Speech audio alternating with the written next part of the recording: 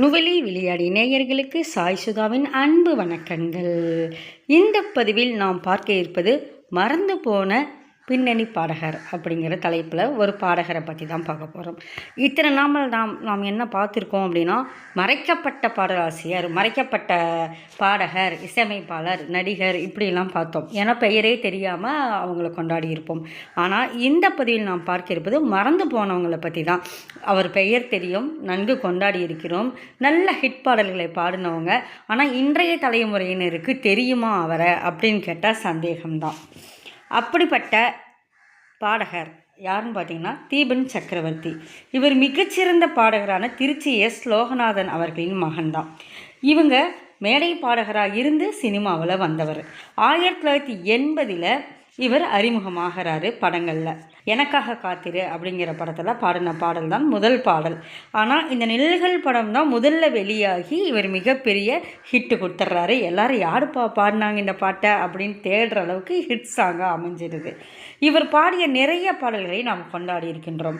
அதற்கு முன்னாடி இவருக்கு இன்னும் என்னென்ன தெரியும் அப்படின்னு பார்த்தீங்கன்னா, இவர் 2 படங்களை இசையமைப்பாளராக இசையமைத்திருக்கின்றார், நடிகராக 3 படங்களில் நடித்திருக்கின்றார், சின்னத்திரை தொடர்களில் வலம் வந்திருக்கின்றார், இத்தனையும் செஞ்சிருக்கின்றார்.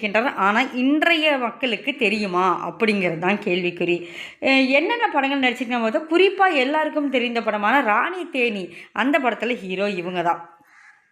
பார்த்தீங்கன்னா உங்களுக்கு நல்லா தெரியும், முகம் நல்லா அடையாளம் தெரியும்.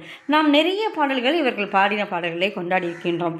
உதாரணத்துக்கு பார்த்தீங்கன்னா, செவ்வந்தி பூக்களில் செய்த வீடு, அரும்பாகி மொட்டாகி பூவாகி, தேவதை போல் ஒரு பெண்ணிங்கு வந்தது, அந்த பாடல்.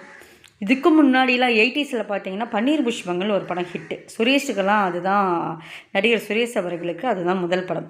அந்த படத்தில் ஒரு பாட்டு வரும், வெங்காய சாம்பாரும் வேகாத சோறும் அப்படின்னு ஹாஸ்டலில் மெஸ்ஸில் சாப்பாட்டை பற்றி பாடுற ஒரு பாட்டு. சரியான ஹிட் அந்த சாங்கு.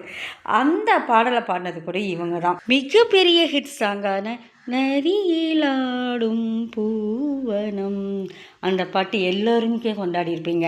ஆனால் அதை பாடியது தீபன் சக்கரவர்த்தின்னு எத்தனை பேருக்கு தெரியும்? அன்றைய ரசிகர்களுக்கு நிச்சயம் தெரிஞ்சிருக்கும். தீபன்ற சக்கரவர்த்திக்குன்னு ஒரு பெரிய ஃபேன்ஸ் கிளப்பே இருந்துச்சு. ஆனால் அவர் இன்னும் நடிச்சிருக்காரு, இசையமைச்சிருக்காருங்கிற சில விஷயங்கள் தான் தெரியாமல் இருந்திருக்கும். ஆனால் அவர் பாடல்கள் எல்லாம் தனி ரகம், அவருடைய குரல் ஒரு தனி ரகம், நல்லா வித்தியாசமாக கண்டுபிடிச்சிடலாம். நீங்கள் கண்டுபிடிச்சிருக்கீங்களா? தீபன் சக்கரவர்த்தியோட ஃபேன் தானே நீங்கள்? கமெண்ட் பாக்ஸில் சொல்லுங்கள். நன்றி, வணக்கம்.